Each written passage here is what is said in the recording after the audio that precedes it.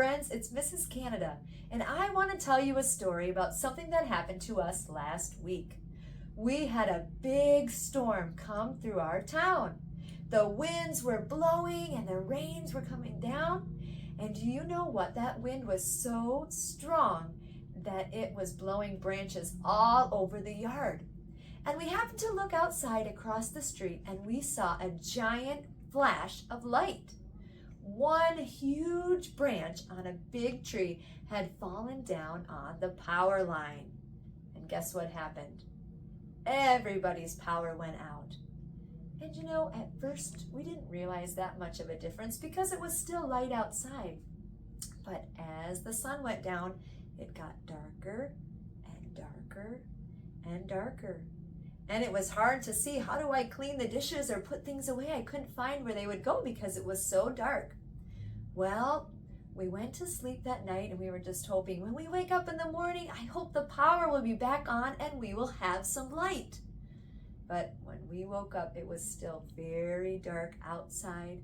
It was very dark inside. It was dark everywhere. Well, Mr. Canada was going to work. He had to get ready and go to work very early. He has to leave the house at 5:30 in the morning, which is very early for him. And so he was getting ready in the dark and trying to make sure he looked okay, even though he couldn't see himself in the mirror. And he got ready and he was walking outside of the house to his truck. And his truck was a little ways away from the house and he was just walking like he does normally. But there were no house lights on outside to help light the way for him. So he just kept walking towards the truck and he didn't think anything about it until all of a sudden he heard some scurrying little feet across the driveway. And he looked closely and he could see something black. And we have a black cat named Inky and he thought, oh, maybe that's just Inky over there in the darkness trying to say hello. But guess what?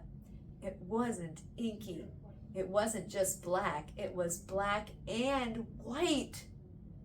As Mr. Canada looked closely in the dark, he saw that he had come super close to a skunk. He quickly turned direction and went the other way just when he could barely make out the skunk putting his tail up. But thank the Lord he got away just in time before that skunk sprayed him. Can you imagine getting sprayed by a skunk? It's bad enough when our dog gets sprayed by a skunk, but what if a person got sprayed by a skunk? Well, it made me think about, sometimes when we're in the dark, we don't see all the danger that can be around us. And the devil wants to keep us in the dark. He doesn't want us to know bad things that are out there that are going to hurt us. But Jesus doesn't want us to stay in the dark. He wants us to come into the light. In fact, in the book of John, chapter 8, verse 12, Jesus says, I am the light of the world. He who follows me shall not walk in darkness, but have the light of life. Jesus is the light of the world, and he wants us to know his truth.